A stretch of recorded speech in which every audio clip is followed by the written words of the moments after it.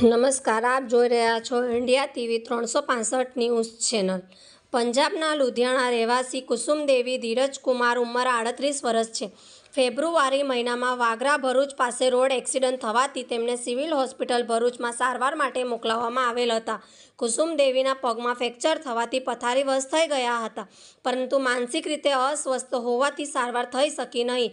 સેવા યજ્ઞ સમિતિના અનાથ ગરડાગઢમાં કુસુમ દેવીને સિવિલ હોસ્પિટલમાંથી આશ્રય માટે લાવ્યા હતા।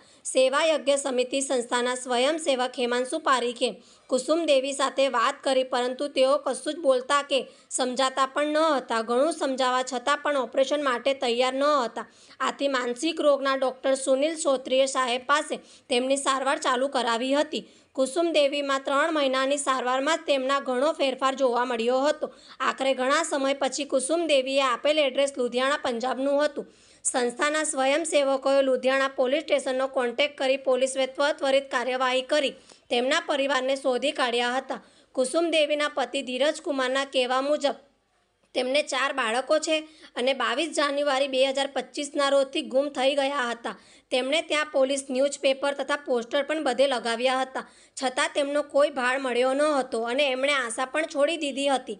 ત્યારબાદ સેવા સમિતિએ પંજાબ પોલીસના સહયોગથી કુસુમ દેવીના પરિવારને ભરૂચ બોલાવી તેમના મેળાપ કરાવ્યા હતા। સેવા યજ્ઞ સમિતિના સ્વયંસેવકોના અથાગ પ્રયત્નો કરી આવા ઘણા અનાથ લોકોનું તેમના પરિવારને જોડે સુખ મિલન કરાવેલ છે। જોતા રહો ઇન્ડિયા ટીવી 365 ન્યૂઝ ચેનલ। मैं धीरज कुमार बिहार का रहने वाला हूँ। लुधियाना में प्राइवेट नौकरी करता हूँ। हमारी पत्नी गुम हो गई थी। मैंने बहुत ही कोशिश किया, मैं तो निराश हो गया था, मगर हिमांशु भैया के चलते मेरे को एड्रेस पूछते पूछते और मैं शुक्रिया उनको करना चाहता हूँ, जिन्होंने डॉक्टर मानसिक रोग के डॉक्टर साहब का नाम मैं नहीं जानता हूँ, फिर भी वो हमारे भगवान के रूप ही थे, जो इनको मेरे वाइफ को बहुत तरह से अच्छा से इलाज करवाए और बोलने का साहस दिया। उन्होंने एड्रेस बताई, फिर हमने एड्रेस लेकर हिमांशु भैया के मोबाइल से पे बहुत ही आग्रह किया और उन्होंने बहुत साहस मेरे को दिया और बहुत ही प्रेफरेंस दिया। उन्होंने आने का भी और जाने का भी, और मुझसे खाना भी खिलवाया और बहुत ही ईमानदारी और निष्कर्म से बहुत अच्छा से सेवा की है। अब मैं उनको बहुत बहुत धन्यवाद देता हूँ। और अच्छा, कितने सालों बाद मिली आपकी बीवी? ये 6 महीने बाद मिली है सर। हाँ जी सर। હું હિમાંશુ પરીખ, સ્વયંસેવક સેવા યજ્ઞ સમિતિ સંસ્થાના અનાથ ઘરમાં અહીંયા રેલવે સ્ટેશન ફૂટપાથ પર રખડતા અથવા તો પછી સિવિલમાંથી બસ સ્ટેન્ડ પાસેથી કોઈપણ સ્લમ એરિયામાંથી બીમાર હાલતમાં નિરાધાર જે પણ પીડિત લોકો હોય છે તે અહીંયા આશરો લેવા આવતા હોય છે। સંસ્થાના સ્વયંસેવકો તેને ડૉક્ટરની એડવાઇસ મુજબ ટ્રીટમેન્ટ કરાવી અને સારવાર કરાવવાની કોશિશ કરતા હોય છે। ગત ડિસેમ્બર મહિનામાં ઉસ્મી દેવી તરીકે બેન એક વાગરા બાજુ કંઈક એમનો એક્સિડન્ટ થવાથી ત્યાંથી આશરો માટે અહીંયા સિવિલ હોસ્પિટલમાં એમને લઈ આવ્યા હતા ટ્રીટમેન્ટ માટે, પણ તેની સારવાર ત્યાં થઈ શકી નહીં, કારણ કે એ મેન્ટલી ડિસેબલ હતા અને કોઈ સમજી નહીં શકતા હતા। ત્યાર પછી સિવિલમાંથી અમે એમને આશરો માટે અમારા સેવા યજ્ઞના અનાથ ગરદાગરમાં લઈએ।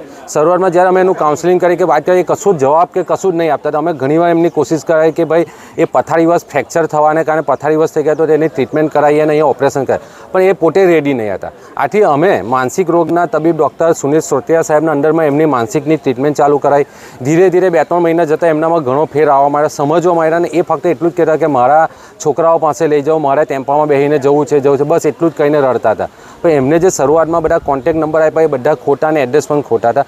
છેલ્લે એક એમને એવું એડ્રેસ આપ્યું કે ભાઈ ફૌજી કોલોની, શેરપુરા, લુધિયાના। એટલે અમે નેટ પર નાખ્યું તો ચેક કર્યું કે આ પરફેક્ટ છે, તો એ પ્રમાણે અમે લુધિયાના પોલીસ સ્ટેશનનો કોન્ટેક્ટ કર્યો તો એમને તરત જ અમને બીજે દિવસે એમના પરિવાર જોડે અમારો કોન્ટેક્ટ કરાવી આપ્યો। એમના પરિવારના એમના પતિ ધીરજ કુમાર સાથે વાત થતાં એમને કીધું કે આ મારા પત્ની છે અને અમારા 4 સંતાનો છે, એ પ્રાઇવેટ કંપનીમાં નોકરી કરે છે અને એ માનસિક રીતે થોડા એમની 5 વર્ષે એની દવા પણ ચાલતી હતી, પણ આજ સુધી ક્યારેય એ ઘર છોડીને આવીને ગયા નહીં હતા। હવે એ નોકરીથી એકવાર ગયા હતા અને સાંજે જ્યારે આવ્યા ત્યારે એમના પત્ની ઘરે નહીં હતા, એટલે એમને ત્યાં ઘણી બધી તપાસ કરી, પોલીસમાં જાણ કરાવી, ન્યૂઝપેપરમાં આપ્યા, ચેનલોમાં પોસ્ટરો બનાવી અને સિટીમાં સાથે સાથે આજુબાજુ સિટીમાં પણ બહુ તપાસ કરી, પણ એમને કોઈ એમનો એટલે મળ્યા જ ના એમને। અને એમને 1 મહિના પછી આપણા ભરૂચમાંથી એમનો આર્યા જાન્યુઆરીના ગુમ થયા હતા, ભરૂચમાં આપણે પાસે ફેબ્રુઆરીમાં આવ્યા હતા. એટલે એમ જોઈએ ને કે આજે ઉષ્મી દેવીને જ્યારે ખરેખર એનું સાચું નામ છે કુસુમ દેવી ધીરજ સાવ, અને એવું માનો કે એમના 4 સંતાનો છે, એમના પતિ પ્રાઇવેટમાં નોકરી કરે છે. અને આજે એમ જોઈએ તો આપણે ડૉક્ટર સુનિલ સોટેરા સાહેબના જે માનસિક રોગના તબીબ છે તેમની સારવારથી આવા અમારા અહીંયા અત્યારે 40 થી 45 લોકોની જે સારવાર ચાલે તે ઘણા બધા તમે જોઈ શકો એ સાજા છે, તમને ખ્યાલ પણ નહીં આવે ને આવા ઘણા બધા લોકોને અમે સારવાર કરી અને સાજા કરીને એના પરિવાર જોડે મેળાપ પણ કરાયો છે. આભાર.